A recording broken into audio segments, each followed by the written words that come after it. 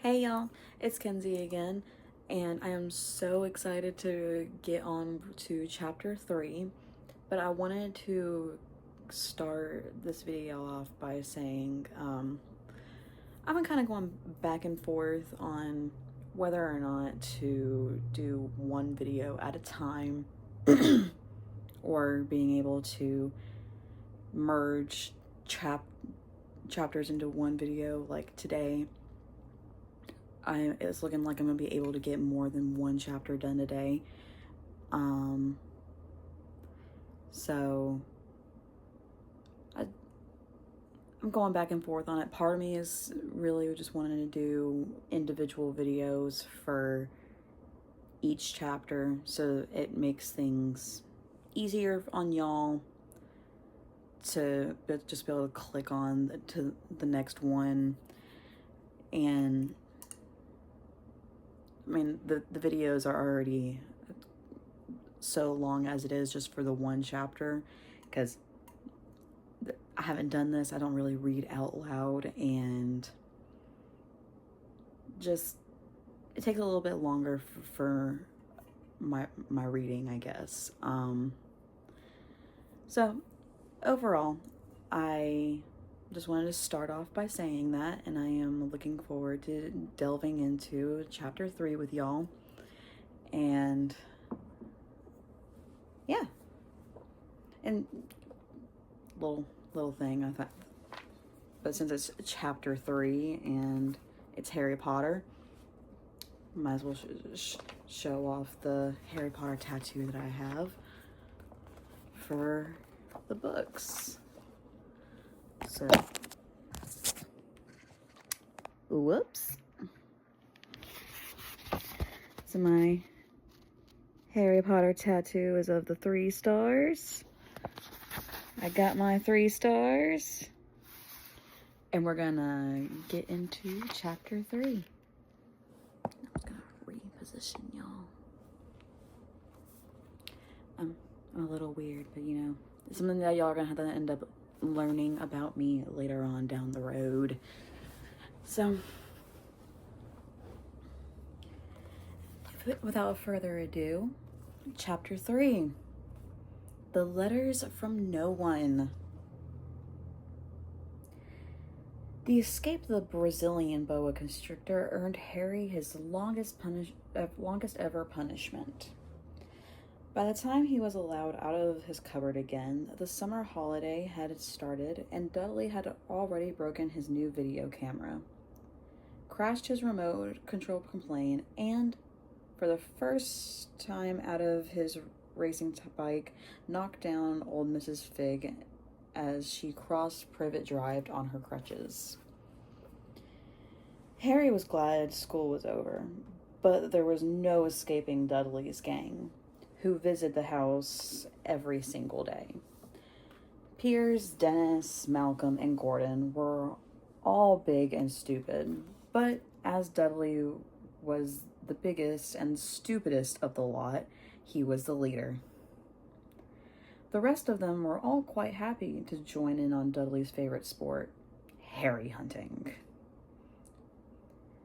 This was why Harry spent as much time as possible out of the house, wandering around and thinking about the end of the holidays, where he could see a tiny ray of hope.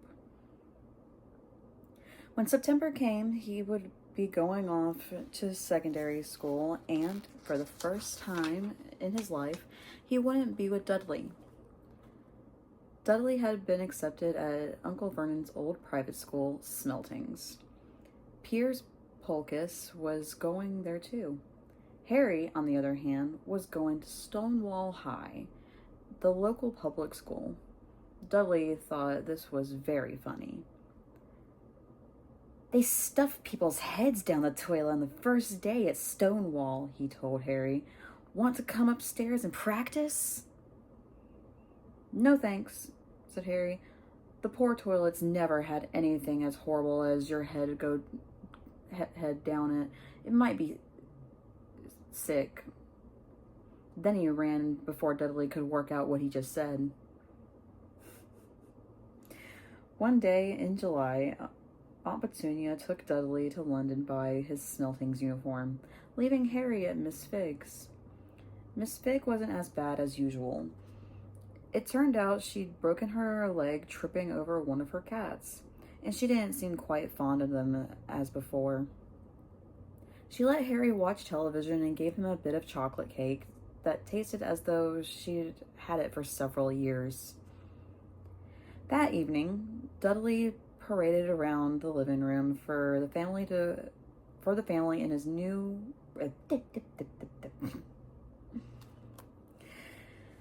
That evening, Dudley paraded around the living room for the family in his brand new uniform. Smelting boys wore maroon tailcoats, orange knickerbockers, and flat straw hats called boaters. They also carried knobbly sticks, used for hitting each other while the teachers weren't looking. This was supposed to be good training for later life. As he looked at Dudley in his new knickerbockers, Uncle Vernon said gruffly that it was the proudest moment of his life. Aunt Petunia burst into tears and said she couldn't believe it was her ickle Duddykins. He looked so handsome and grown up. Harry hadn't trusted himself to speak. He thought 2 of his ribs might already crack from trying not to laugh. There was a horrible smell in the kitchen the next morning when Harry went in for breakfast. It seemed to be coming from a large metal tub in the sink. He went to have a look. The tub was full of what looked like dirty rags swimming in gray water. "What's this?" he asked Aunt Petunia. Her lips tightened as they always did if he dared to ask a question. "Your new school uniform," she said. Harry looked at the bowl again. "Oh," he said. "I didn't realize it had to be so wet." "Don't be stupid," she snapped. Aunt Petunia, "Don't be stupid," snapped Aunt Petunia. "I'm dyeing some of Dudley's old things gray for you. It'll look just like everyone else's once I've finished." Harry seriously doubted this, but thought it best not to argue. He sat down at the table and tried not to think about how he was going to look on his first day at Stonewall High. Like he was wearing bits of old elephant skin, probably. Dudley and Uncle Vernon came in, both with wrinkled noses because of the smell from Harry's new uniform. Uncle Vernon opened his newspaper as usual, and Dudley banged his smelting stick, which he carried everywhere, on the table. They heard the click of the mail slot and flop of letters on the doormat. "Get the mail, Dudley," said Uncle Vernon from behind his paper. "Make Harry get it. Get the mail, Harry." "Make Dudley get it. Poke him with your smelting stick, Dudley." Harry dodged the smelting stick and went to get the mail. 3 things lay on the doormat. A postcard from Uncle Vernon's sister, Marge, who was vacationing on the Isle of Wight, and a brown envelope that looked like a bill, and a letter for Harry. Harry picked it up and stared at it, his heart twanged like a giant elastic band. No one ever in his whole life had written to him. Who would? He had no friends, no other relatives. He didn't belong to the library, so he never even got rude notes asking for books back. Yet here it is, a letter, addressed so plainly there could be no mistake. Mr. H. Potter, The Cupboard Under the Stairs, 4 Privet Drive, Little Winning, Surrey. The envelope was thick and heavy, made of yellowish parchment, and the address was written in emerald green ink. There was no stamp. Turning the envelope over and his hand trembling, Harry saw a purple wax seal bearing a coat of arms, a lion, an eagle, a badger, and a snake, surrounding a large letter H. "Hurry up, boy," shouted Uncle Vernon from the kitchen. "What are you doing? Checking the letter for bombs?" Oh, no. "What are you doing? Checking for letter bombs?" My bad. He chuckled at his own joke.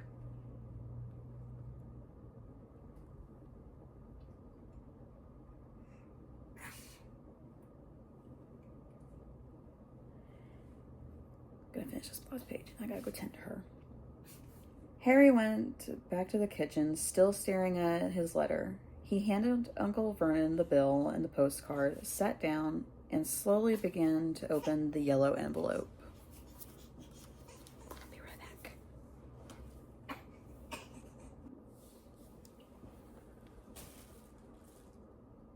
Okay, I think I'm back.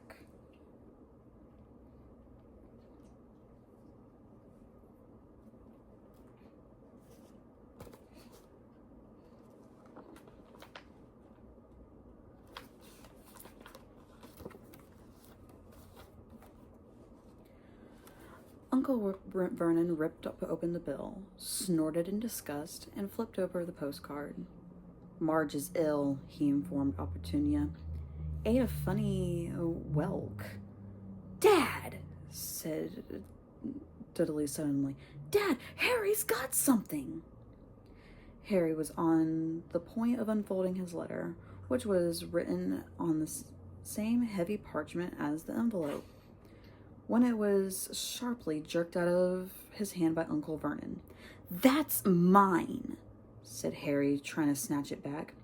"Who'd be writing to you?" sneered Uncle Vernon, shaking the letter with one hand and glancing at it. His face went from red to green faster than a set of traffic lights. And it didn't stop there. Within seconds, it was the grayish white of old porridge. "Petunia!" he gasped. Dudley tried to grab the letter to read it, but Uncle Vernon held it high out of his reach. Aunt Petunia took it curiously and read the first line. For a moment, it looked as though she might faint.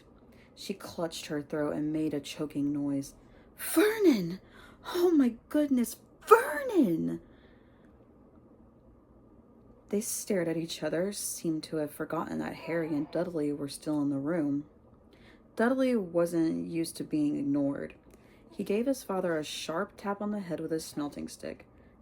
"I want to read that letter," he said loudly. "I want to read it," said Harry furiously, "as it's mine." "Get out, both of you," croaked Uncle Vernon, stuffing the letter back inside its envelope. Harry didn't move. "I want my letter," he shouted. "Let me see it," demanded Dudley. "Out!" roared Uncle Vernon. And he looked both Harry and Dudley by the scruffs, took both Harry and Dudley by the scruffs of their necks, and threw them out into the hall, slamming the kitchen door behind them. Harry and Dudley promptly had a furious but silent fight over who would listen at the keyhole. Dudley won, so Harry had his glasses dangling from one ear, lay flat on his stomach to listen to the crack between the door and the floor. "Vernon," Aunt Petunia was saying in a quiet voice, "look at the address. How could they possibly know where he sleeps? You don't think they're watching the house?" "Watching, spying, might be following us," muttered Uncle Vernon wildly. "But what should we do, Vernon? Should we write back? Tell them we don't want—" Harry could see Uncle Vernon's shiny black shoes pacing up and down the kitchen. "No," he said finally. "No, we'll ignore it. If they don't get an answer, yes, that's best. We don't do anything." "But I'm not having one in the house, Petunia. Didn't we swear when we took him in we'd stamp out this dangerous nonsense? That evening, when he got back from work, Uncle Vernon did something he'd never done before.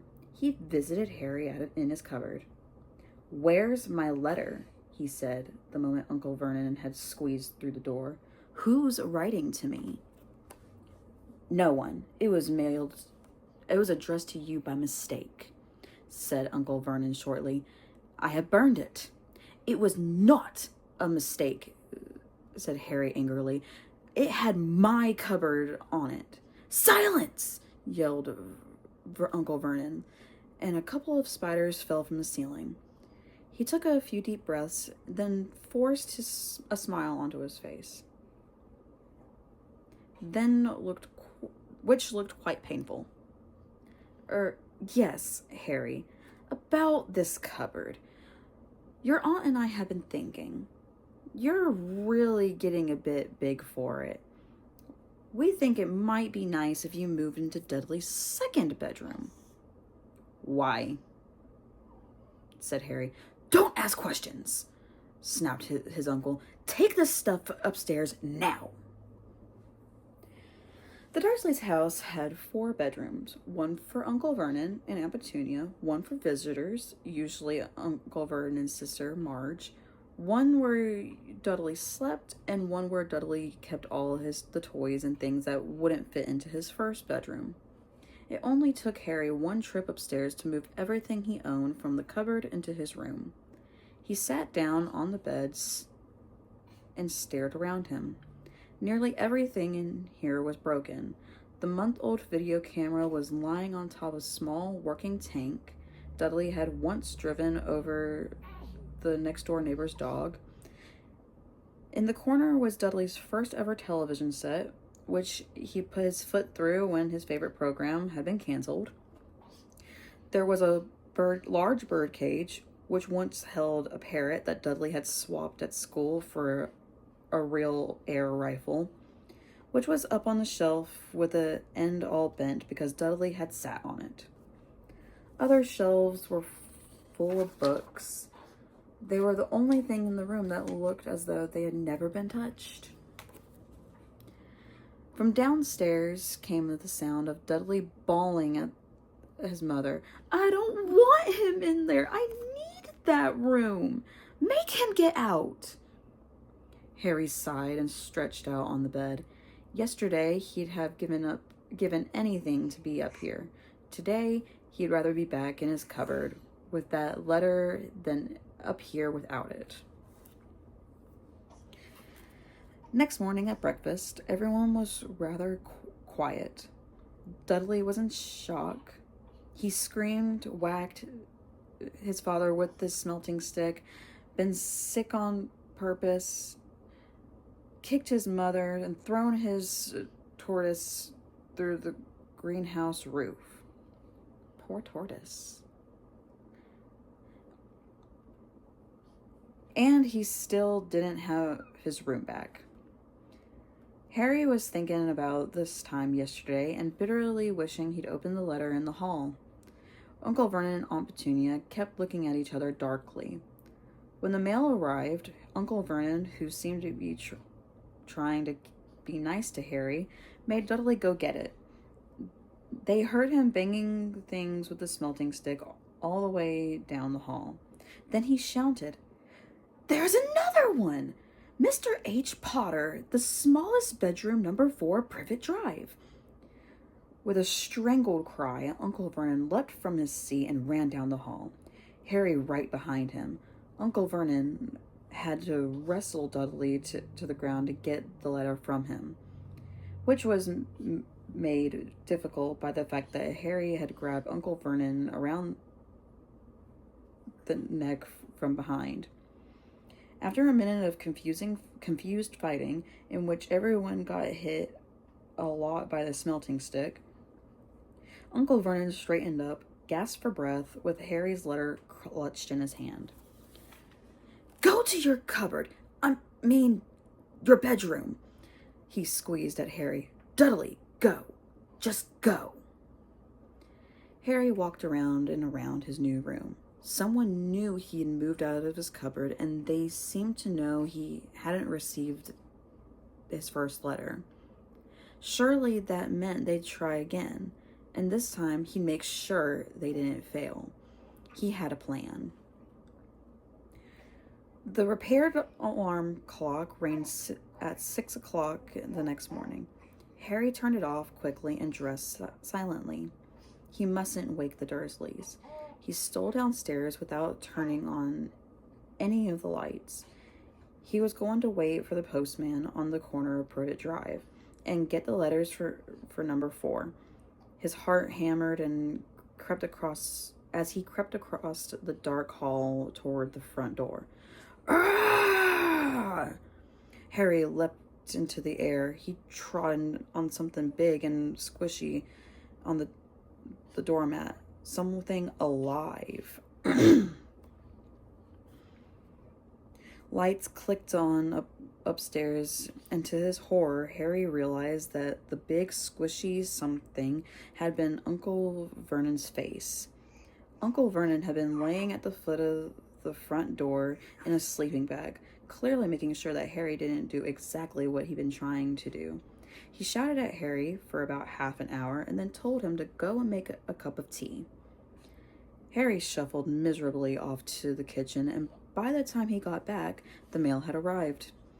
Right into Uncle Vernon's lap. Harry could see 3 letters addressed in green ink. "I want," he began, but Uncle Vernon was tearing the letters into pieces before his eyes.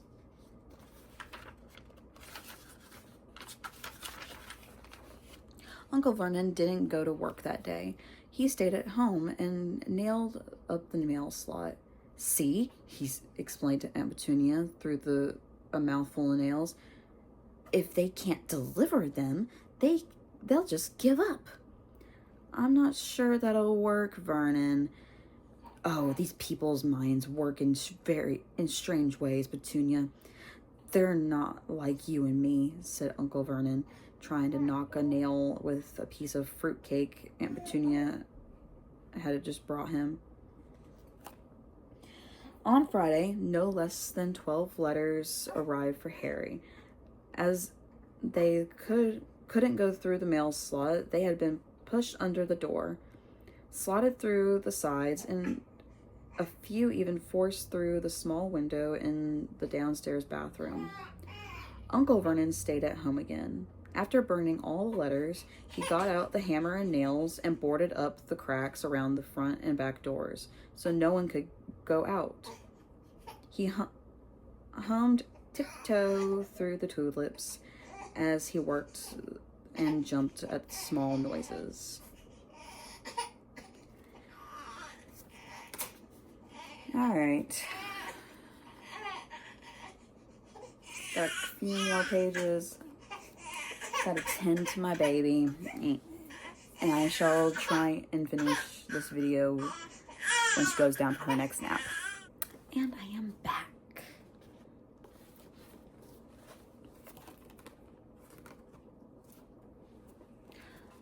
On Saturday, things began to get out of hand. 24 letters to Harry found their way into the house, rolled up and hidden inside each one of the 24 eggs that their very confused milkman had handed Aunt Petunia through the living room window. While Uncle Vernon made furious telephone calls to the post office and the dairy trying to find someone to complain to, Aunt Petunia shredded the letters in her food processor. "Who on earth wants to talk to you so badly?" Dudley asked Harry in amazement. On Sunday morning, Uncle Vernon sat down at the breakfast table looking tired and rather ill, but happy. "No post on Sundays," he reminded them cheerfully, as he spread marmalade on his newspapers. "No damn letters today." Something came whizzing down the kitchen chimney as he spoke and caught him sharply on the back of the head. Next moment, 30 or 40 letters came pelting out the fireplace like bullets. Dursleys ducked, but Harry leapt into the air trying to catch one.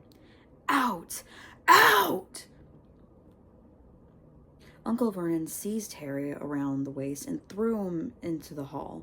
When Aunt Petunia and Dudley had run out with their arms over their heads, Uncle Vernon slammed the door shut. They could hear the letters still streaming into the room, bouncing off the walls and floor. That does it, said Uncle Vernon, trying to speak calmly, but pulling great tufts out of his mustache at the same time. I want you all back here in 5 minutes, ready to leave. We're going away. Just pack some clothes, no arguments. He looked so dangerous with half his mustache missing that no one dared to argue. 10 minutes later, they had wrenched their way through the boarded-up doors and were in the car, speeding toward the highway. Dudley was sniffling in the back seat. His father had hit him around the head for holding them up while he tried to pack his television, VCR, and computer in his sports bag. They drove, and they drove. Even Aunt Petunia didn't dare ask where they were going. Even now and then, Uncle Vernon would take a sharp turn and drive in the opposite direction for a while. Shake 'em off, he would mutter when he did this. They didn't stop to eat or drink all day. By nightfall, Dudley was howling. He never had such a bad day in his life. He was hungry, and he'd missed 5 television programs he'd wanted to see, and he'd never gone so long without blowing up an alien on his computer. Uncle Vernon stopped at last outside a gloomy-looking hotel on the outskirts of the big city. Dudley and Harry shared a room with the twin beds and damp, musty sheets. Dudley snored, but Harry stayed awake, sitting on the windowsill, staring down at the lights of passing cars and wondering. They ate stale cornflakes and cold tinned tomatoes on toast for breakfast the next day. They had just finished when the owner of the hotel came over to their table. "Excuse me, but is one of you Mr. H. Potter? Only I got about 100 of these at the front desk." She held up the letter so they could read the green ink address. Mr. H. Potter, room 17, Railview Hotel, Cokeworth. Harry made a grab for the letter, but Uncle Vernon knocked his hand out of the way. The woman stared. "I'll take them," said Uncle Vernon, standing up quickly and following her from the dining room. "Wouldn't it be better to just go home, dear?" Aunt Petunia suggested timidly hours later, but Uncle Vernon didn't seem to hear her. Exactly what he was looking for, none of them knew.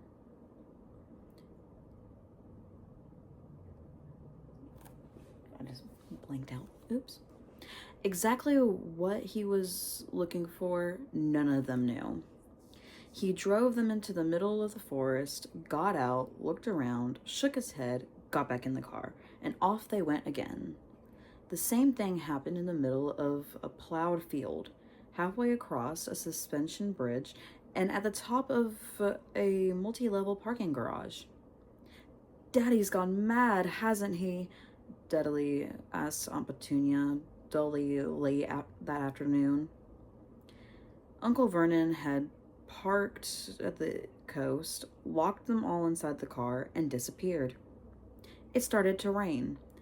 Great drops beat off the roof of the car. Dudley sniffled. "It's Monday," he told his mother. "The Grey Humberto's on tonight. I want to stay somewhere with a television." Monday. This reminded Harry of something. If it was Monday, and you could usually count on Dudley to know the days of the week because of the television, then tomorrow, Tuesday, was Harry's 11th birthday. Of course, his birthdays were never exactly fun. Last year, the Dursleys had given him a coat hanger and a pair of Uncle Vernon's old socks. Still, you weren't 11 every day.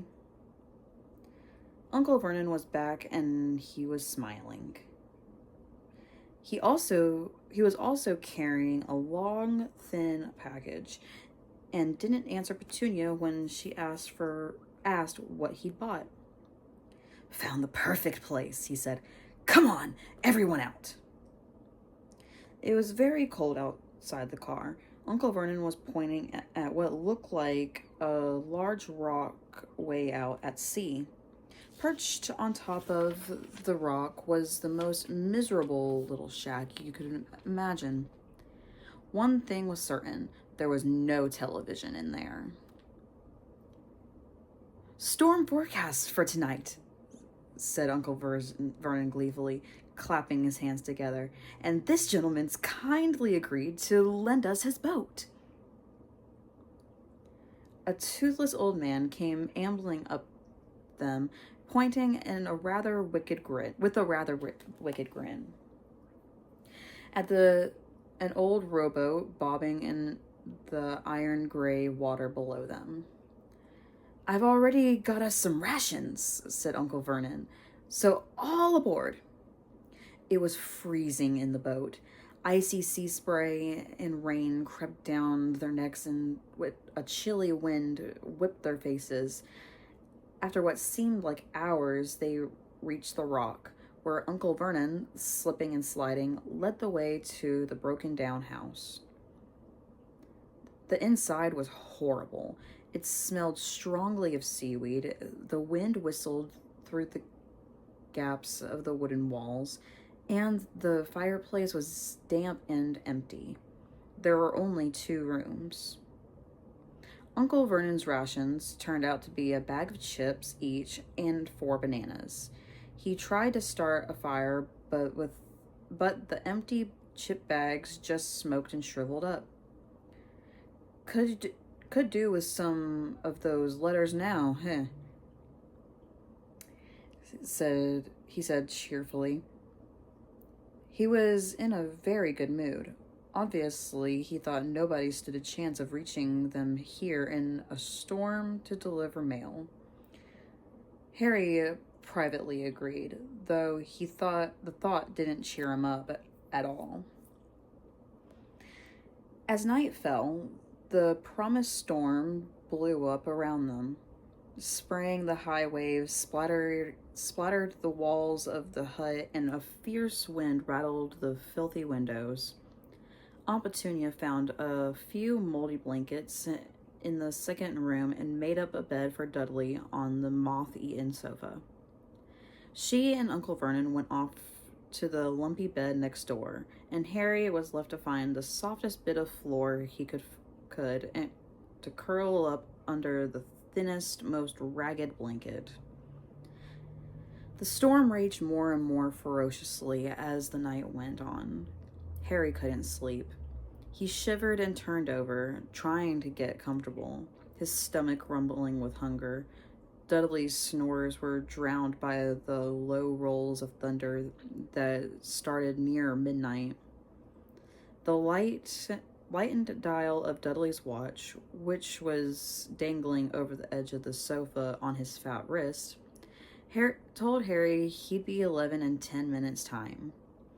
He lay and watched his birthday tick nearer, wondering if the Dursleys would remember at all, wondering where the letter writer was now. 5 minutes to go. Harry heard something creak outside. He hoped the roof wasn't going to fall in, although he might be warmer if it did. 4 minutes to go. Maybe the house in Privet Drive would be so full of letters that when they got back, that he'd be able to steal one somehow. 3 minutes to go.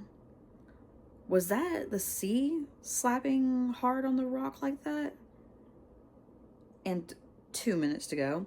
What was that funny crunching noise? Was the rock crumbling into sea? 1 minute to go, and he'd be 11. 30 seconds, 20, 10, 9. Maybe he'd wake Dudley up just to annoy him. 3, 2, 1. Boom!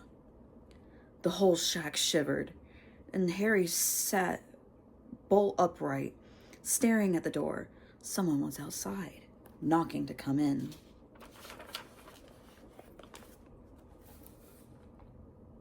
And that is the end of chapter 3. So, I'm excited to continue on this journey, and I'll see y'all on the next one.